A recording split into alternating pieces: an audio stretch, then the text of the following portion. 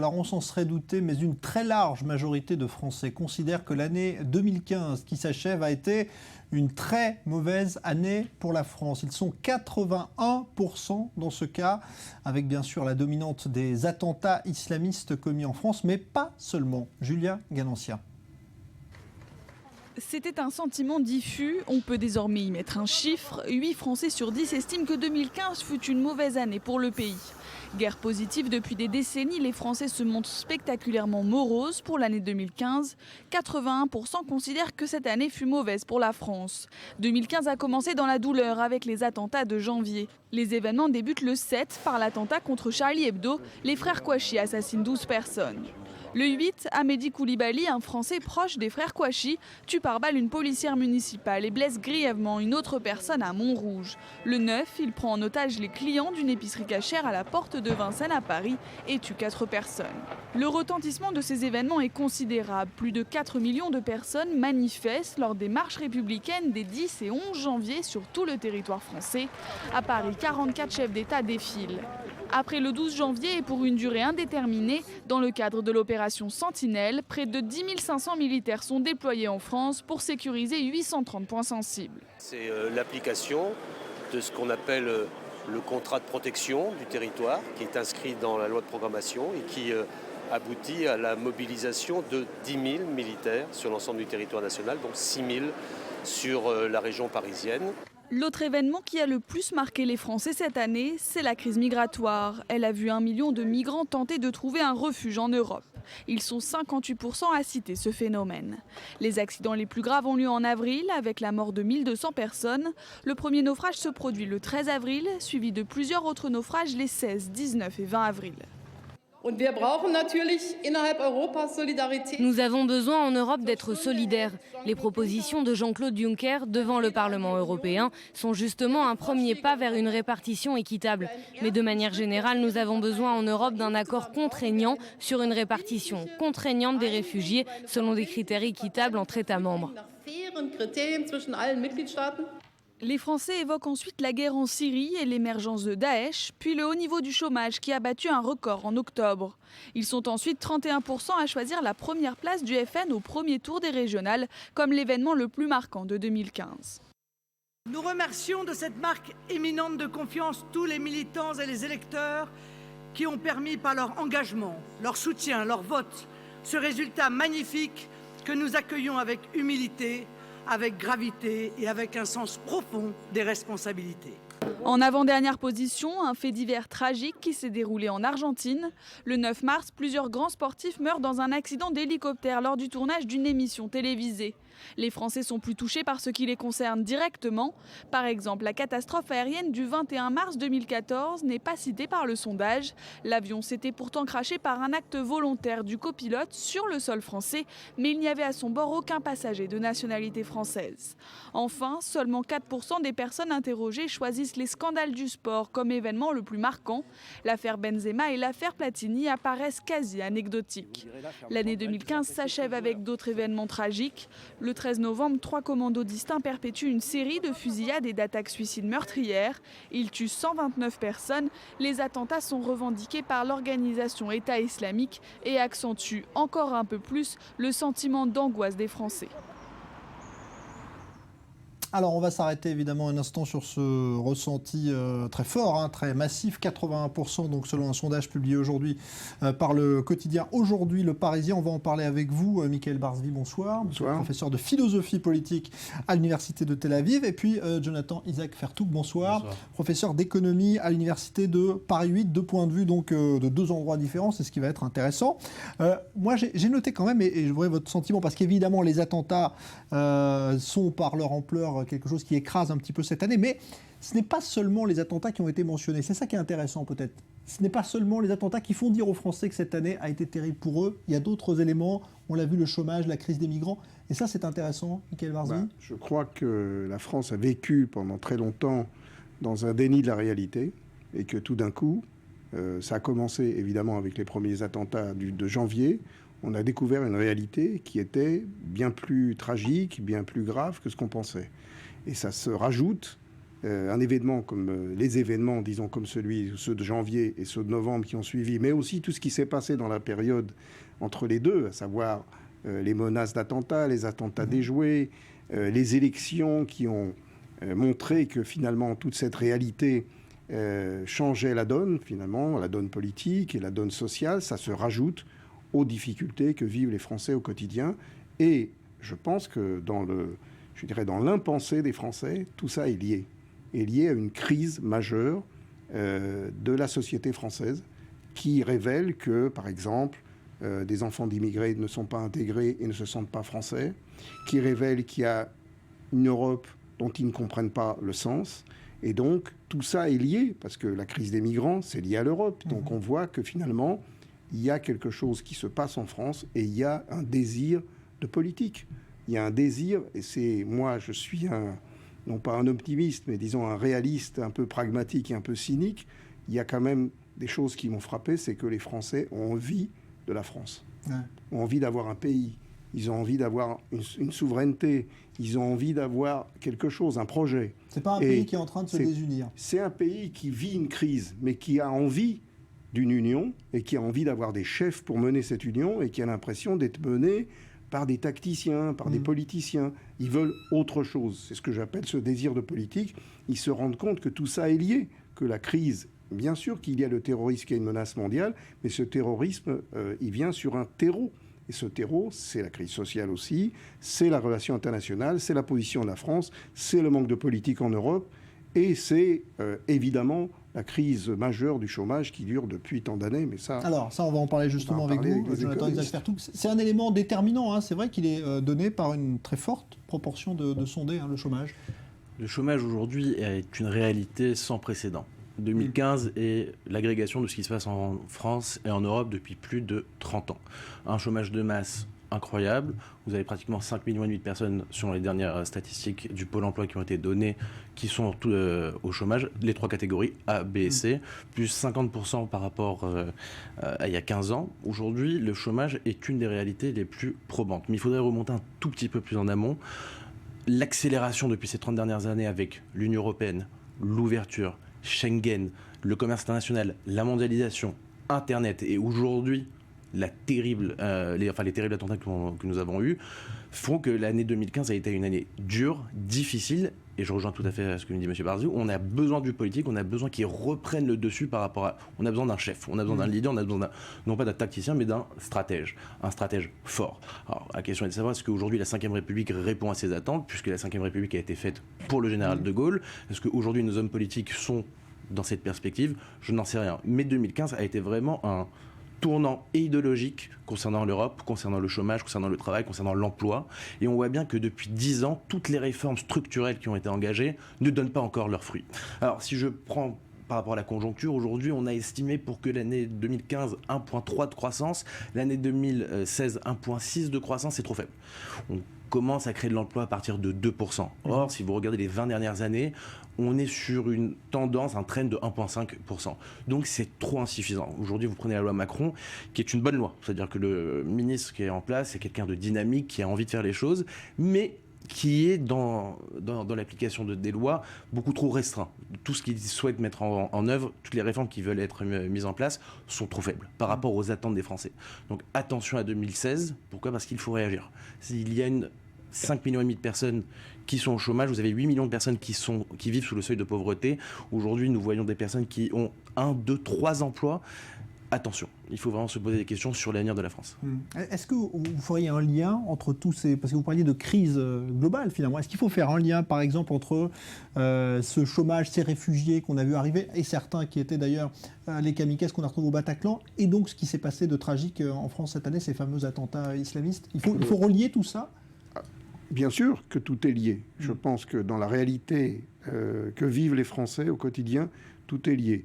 Ils regardent les actualités, ils ont Internet, comme vous disiez, ils ont un certain nombre de moyens de s'informer, et donc ils voient qu'il y a malgré tout des liens. Alors d'un côté, évidemment qu'il y a un lien entre la précarité sociale et la montée de l'islamisme radical. On voit que ça peut avoir un lien.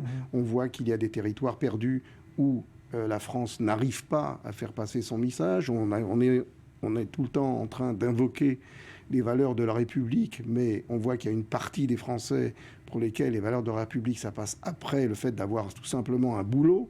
Donc il y a un certain nombre de valeurs sur lesquelles les politiques sont en train de se gargariser, toutes sortes de slogans, et ça ne parle plus aux Français. C'est ce qui explique d'ailleurs la montée des extrêmes, et notamment la montée de Marine Le Pen et du Front National, qui est à mon avis sur le plan politique le changement majeur. C'est-à-dire que depuis 2015, on sait que Marine Le Pen sera au deuxième tour de l'élection présidentielle. Et que c'est un parti qui est maintenant évidemment un parti de premier tour et pas encore de deuxième tour.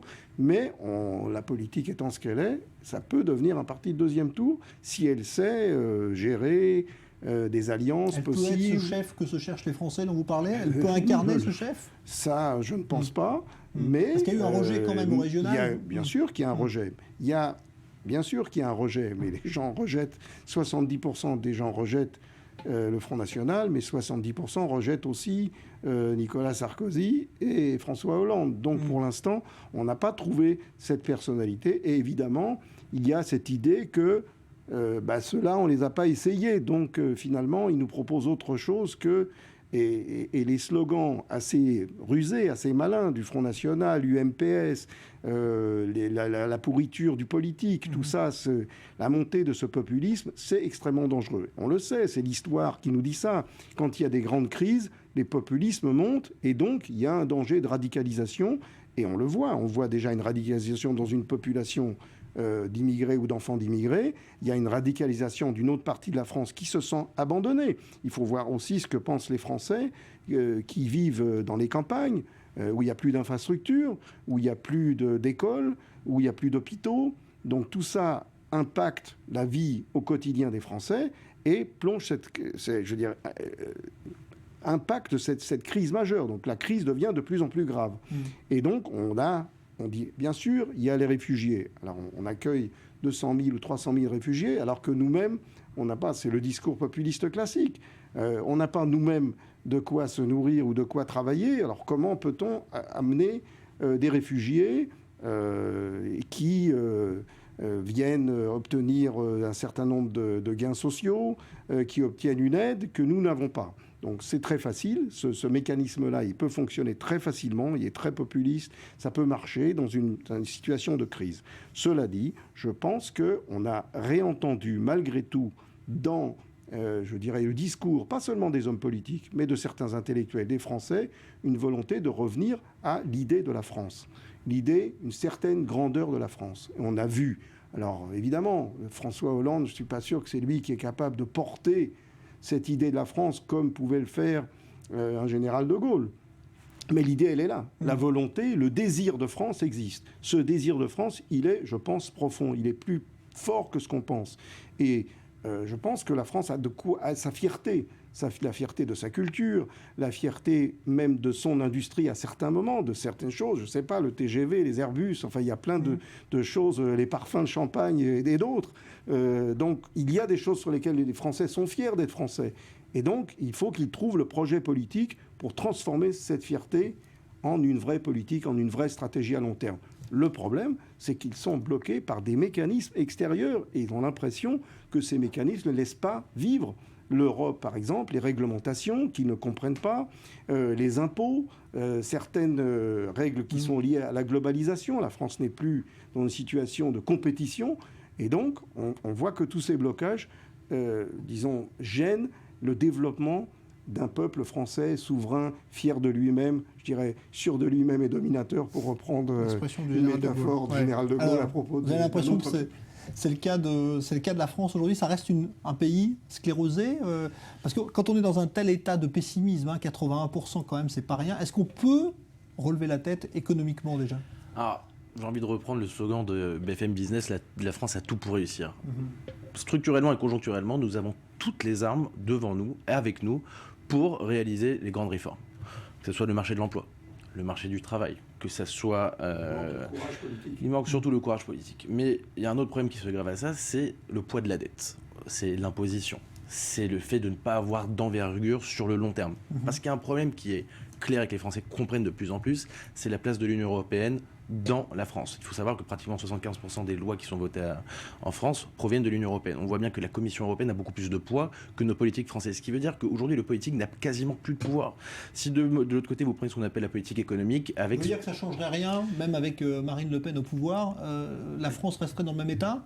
Si Marine Le Pen, je ne l'espère pas, passe demain, je ne sais pas quelles seront les conséquences, mais la notion de fierté auquel elle fait référence peut-être donnera un engouement à certains Français, mais la réalité économique, elle sera totalement différente. Vous rajoutez à cela la politique monétaire, c'est-à-dire le fait comme les États-Unis le font, comme le Japon le fait, ou alors comme nos amis anglais le font, pour essayer d'avoir ce qu'on appelle une désinflation compétitive, c'est-à-dire baisser la masse monétaire, augmenter la masse monétaire en faisant la déflation. Fait quoi ? Fait qu'aujourd'hui, vous pouvez avoir une exportation incroyable. Alors, on a une chance depuis 6 mois. On a eu la politique de Mario Draghi qui a fait ce qu'on appelle le quantitative easing, c'est-à-dire injecter plus de 1600 milliards d'euros sur les marchés financiers en rachetant de la dette. Ce qui veut dire qu'aujourd'hui, nous avons un euro qui est revenu quasiment à la parité avec le dollar, chose que nous n'avons pas depuis 13 ans. Comprenez bien que depuis 13 ans, donc depuis 2002 jusqu'à aujourd'hui, nous étions 35% plus chers dans nos exportations. Lorsque vous aviez 2 choses qui étaient vendues, nous étions 35% plus chers. Donc la désindustrialisation, comme vous disiez tout à l'heure, était flagrante. Aujourd'hui, nous sommes sur cette parité. Alors ça nous donne un premier souffle. Second souffle que nous avons, c'est le coût du pétrole, qui est de moins en moins cher. Troisième souffle, ce sont les perspectives d'avenir. Alors, j'ai envie de vous dire, j'ai envie d'être positif comme M. Barzvi pour les 5-6 prochaines années. Mais attention, il faut vraiment que nos hommes politiques se posent la question: est-ce qu'ils ont la capacité, est-ce qu'ils veulent vraiment le changement ?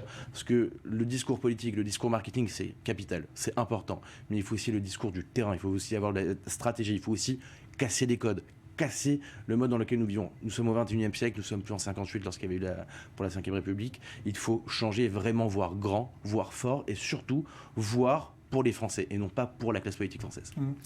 Un mot quand même sur cette angoisse que font peser les attentats, les menaces islamistes sur le pays. Est-ce qu'on peut vivre avec ce sentiment qu'à tout moment quelqu'un peut surgir avec une Kalachnikov à la main ?